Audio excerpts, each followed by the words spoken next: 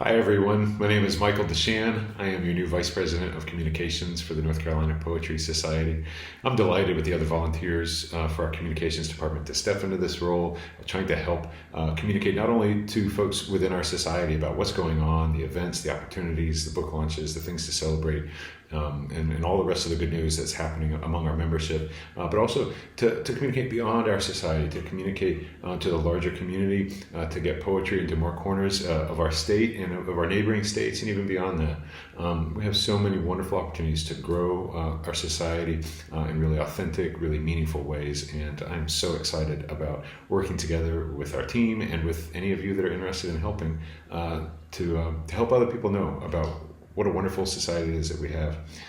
There are a couple things on my mind right now. As we make the turn into the early summer season here, I'm thinking about a couple of things. One is I was able a couple of weeks ago to attend our Sam Reagan Annual Awards Day down at the Weymouth Center for the Arts and Humanities. It was my first chance to gather at an in-person NCPS meeting. Lovely to meet people that I've been Zooming with and corresponding with by email, and to see so many other new faces. Everyone was new for me, of course. I'm fairly new to the society, but what a wonderful event. And if you have not made plans or the effort to come to an in-person event, or it's been a while, let me encourage you to really do that. There's an announcement in the eMuse this month about our next in-person meeting. That's going to be up in my neck of the woods. I live just outside of Asheville, and the next in-person meeting is going to be in September at the North Carolina Arboretum in Asheville, which is lovely. I mean, it's beautiful. Asheville's beautiful any time of year, but the fall, my goodness, come on up if you can. But anyway, I was able to go to the award ceremony, and one of my favorite parts of that day was seeing all those student readers. It was so cool to see elementary school, middle school, high school, undergraduate students stand up there and share their work. And I don't know about the other folks in the audience, but I'm guessing that many of them were just like me. It's impossible to watch these young people read their work and not reflect and think about those times in my life as I was growing into becoming a poet.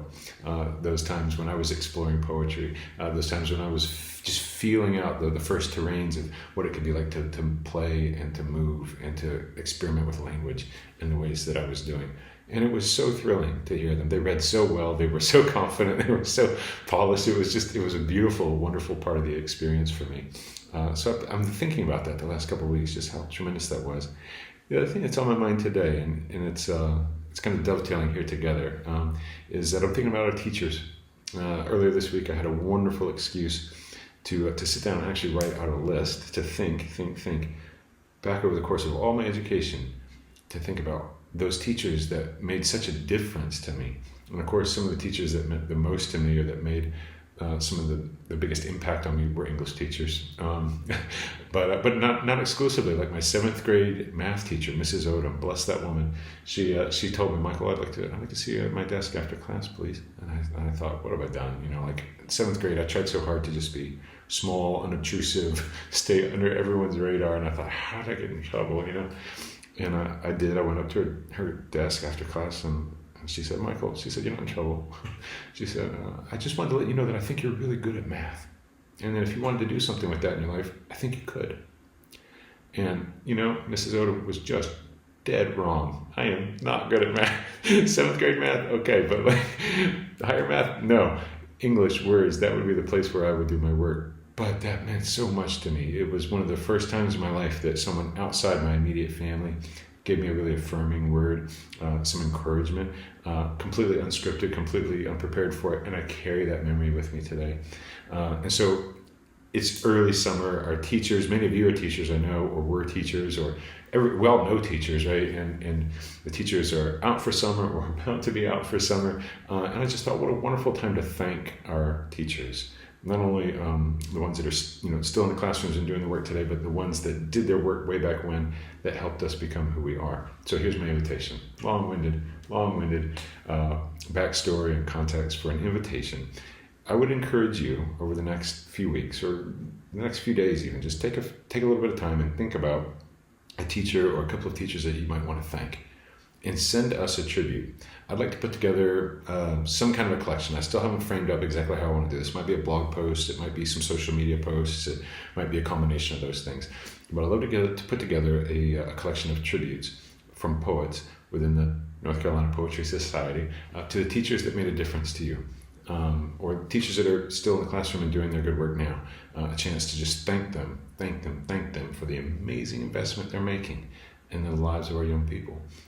The next members of our society, the next members of our larger society, they do such amazing, tireless, brave work, braver than ever, right? To be in a classroom teaching our students. So let's take just a little bit of time, if you want to join me in this, reflect on the good things you've gotten from those teachers, and send us a tribute. You can write it, you can record a video, you can reach out to me directly if you have questions. I'm proposing something that I haven't fully fleshed out in terms of how I want to respond to or collect up or offer back onto the world, but I'll come up with a plan. First of all, let's see who's interested. If anybody wants to send a tribute, do that. I'd love to hear from you.